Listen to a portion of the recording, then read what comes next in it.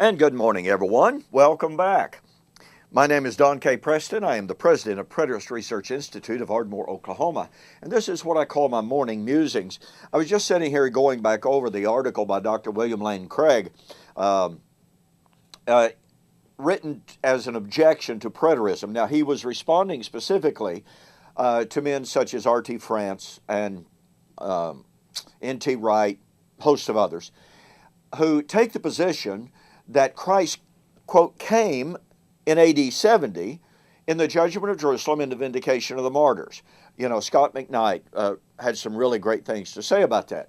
Well, Dr. Craig objects to that view, what is known as partial preterism, saying that you cannot delineate between Matthew 24, 29 and following, 1 Corinthians 15, and 1 Thessalonians chapter 4.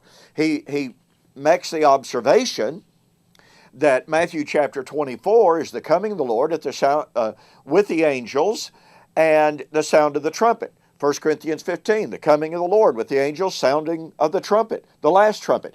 1 Thessalonians chapter 4, the coming of the Lord, sounding of the trumpet. And so Dr. Craig says there's no justification for delineating from these passages. Well, guess what? I agree with Dr. Craig. I think he is absolutely spot on. But there's something very interesting in the entirety of his article. He says not one single word about the resurrection of 1 Corinthians 15, 1 Thessalonians chapter 4, and Matthew 24, 29 and following being the fulfillment of God's Old Covenant promises made to Old Covenant Israel. Not one word. This is a fatal oversight in Dr. Craig's eschatology. But I want you to notice,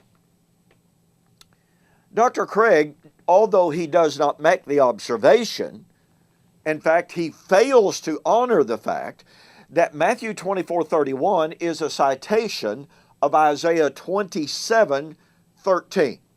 Now, Isaiah 27 is set in the context of what's known as the Little Apocalypse. It was a prediction of the last days, as virtually all scholars agree.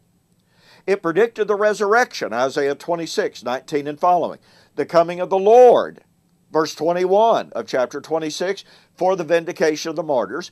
It would be, chapter 27, verse 1, the time of the destruction of the great serpent, Leviathan, i.e. the devil. Well, the destruction of Satan is the time of the resurrection.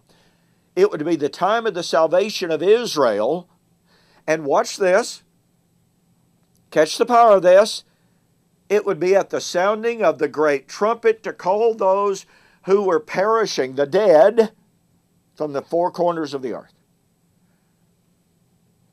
Here is the sounding of the great trumpet of Matthew 24:31, 1 Corinthians 15, 1 Thessalonians chapter 4. But wait, Dr. Craig, and unfortunately so many other scholars, completely overlooked the fact that this sounding of the trumpet for the raising of the dead in Isaiah 27 is emphatically posited at the time in which Isaiah 27:10 and following, the Lord said, I will make the fortified city, i.e. Jerusalem, desolate. Go read Matthew 24:31 and following. I will turn the altar of the temple into chalkstone. I will forget the people whom I created, for this is a people of no understanding. Now, folks, this is a citation of Isaiah 32:18 and following, which was predictive of Israel's last days. So here we have the resurrection specifically put at the time of the sounding of the great trumpet, and Yahweh puts it at the time of the destruction of Jerusalem, when the temple would be destroyed and Israel would be forgotten as a covenant people. That's the time of the resurrection. Does Dr. Craig say even one word about that? No. Well, here's what's significant. Paul's doctrine of the resurrection, 1 Corinthians 15, would be when Isaiah 25 verse 8, which is part of that little apocalypse of Isaiah 24-29, would be fulfilled. You cannot delineate, you cannot divorce Matthew 24:29, the prophecy of the sounding of the great trumpet for the resurrection, from 1 Corinthians 15, which is the resurrection at the time of the sounding of the trumpet in fulfillment of Isaiah 25. You cannot delineate those from 1 Thessalonians chapter 4, and you cannot divorce Matthew 24, 1 Corinthians 15, and 1 Thessalonians chapter 4 from that specific, emphatic, and undeniable context of Isaiah 27, the time of the destruction of Jerusalem, the destruction of the temple, and the desolation, if you please, the forgetting of the old covenant people of God. That occurred in AD 70.